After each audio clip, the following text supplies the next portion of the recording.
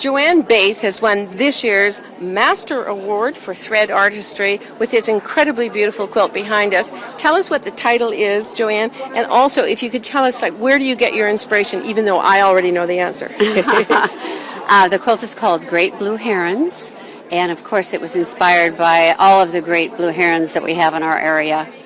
Which is in Oregon, if I remember. Which is in southern Oregon. Mm-hmm. Mm-hmm. Yes, it is. And we have lots of great blue herons where I live, too, so I absolutely adore this quilt. Mm-hmm. So tell us, when you get started with your inspiration, which is from nature, you see these birds, you come home, you make a drawing? Yes, this particular quilt I did just that. A lot of quilts, I will take photographs and then come home and make drawings from the photographs. But this particular quilt, I sketched the entire background and then sketched the birds and then was pretty much ready to go. Or so I thought. Oh, sorry, you thought. And then what happened? Well, I worked on the background, which took quite a long time. And the really hard part for me on this quilt were the cattails with the long leaves. I didn't want them to look like straight up and down spiky like you'll see in a lot of artwork. And so I would put the leaves down with the cattails and not be happy and rip them off, and I would go outside and look at some more cattails and come back in and try it again. And finally I came up with just a little curve to the leaves on the cattails, and I was much happier. Wonderful. So how many times did you actually rip them out? I know this is a really dumb question, but we love hearing when the experts make mistakes. I probably redid it three different times. See? It happens to even the experts, okay? But they never give up.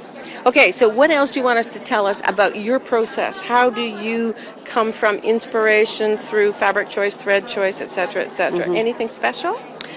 Well, I'm constantly inspired by the area that I live in because we have so many birds and we live close to refuges and wetlands, so birds are kind of my thing. Wonderful. So my inspiration is very close by.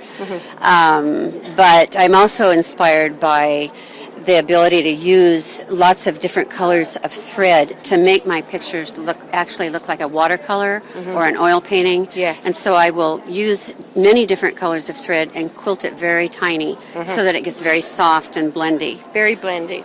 Now, do you do samples before you actually go on to the quilt itself? Do you do a mock-up on a piece of fabric, or? Not usually, no. Good for I you. usually just put it up on the wall and I get started on the background and off I go. But sometimes it doesn't work out, so I have to redo. But by that she means rip out stitches? Yeah. You said that very casually.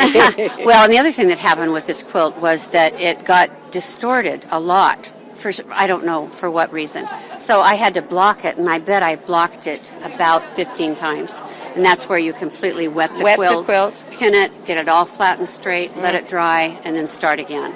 So it had a few challenges for me. Exactly, but you mastered them all. I did, and I'm very happy with it. And so you should be. You've done an extremely, a superb job. Thank you. So congratulations. Thank you very much. And I look forward to seeing your next work, and it's going to have ribbons on it too, I'll bet. I hope so. Okay. Thank you for sharing with us. Thank you. I'm Sharon Pederson from Nine Patch Media for The Quilt Show.